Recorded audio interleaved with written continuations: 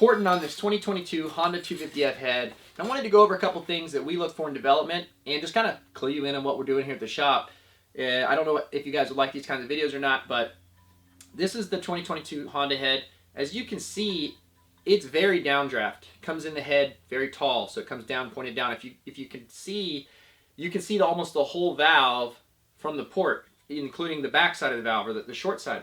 It's a very downdraft head. This is a really nice port. If I had to critique it a little bit, compared to some of the other engines, it's a little bit small, but that's usually not a bad thing.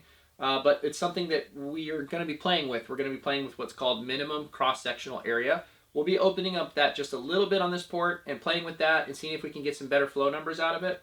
And we've got some targets in mind. So to make the amount of power that I'd like to make on this bike, you kind of need to be in a range of flow. So we're going to try and pick this head up just a little bit. We're going to try and pick that range of flow up maybe about 15 to 20 CFM at peak capability. Now that's a lot of flow. 15 to 20 CFM gain on a head like this is a lot, but that's kind of one of our targets. I think it's possible.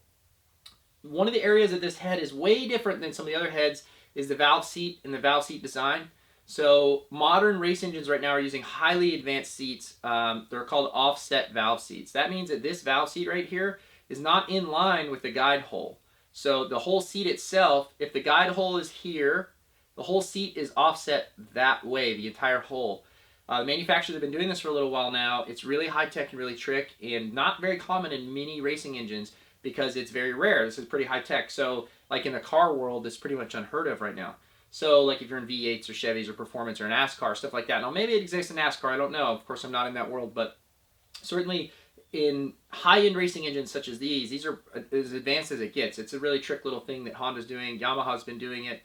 Kawasaki's been doing it. And Suzuki has done some variants of that type of thing for a long time. So there's some pretty cool stuff there. One thing Honda changed was the exhaust port. They went to a single exhaust port. The previous engine, each exhaust valve had its own port, completely separate of the other port. On this engine, both exhaust valves go out in one hole. They've centered it. It's dead center of the engine. Love that. That's fantastic. It's really nice. But one thing I don't like is the short side turn. That's a turn that's where my finger's at. It's called the short side because it's a short turn. The long turn would be the far side. I don't like it at all. I think they've done a poor job there. So we've been working that on their port work here. We've been really reworking that, trying to improve that. The problem with porting is sometimes it's hard to get what you want without adding material, and you can't add material in an exhaust port very easily. You have to weld it, and that's really tough to do. So we're going to do the best we can and do what I think works well there. I've already done quite a bit of it. I have some little touch-up work to do, and then I need to just pretty it up a little bit. The intake port's 99% done. I have a couple of key areas that I need to measure and double check that I hit my area targets, but I'm really close. One port's fully done, I believe, and the other one here on my left side, on this side right here, needs just a tiny bit of touch-up work, and then we think that that one's ready to go. This motor right here is really fast as it is stock. It's a really good engine, but it signs off up top just a little bit. So we're hoping that with a little bit of port work, a little bit better breathing, that this motor can continue to carry its curve a little bit better and hopefully pick up some power. And then we're going to couple that later in this build with some camshafts and a couple little other odds and ends I don't want to discuss, but they're little tiny things, nothing major. And if you purchase a package from us, we fully disclose and tell you what it is.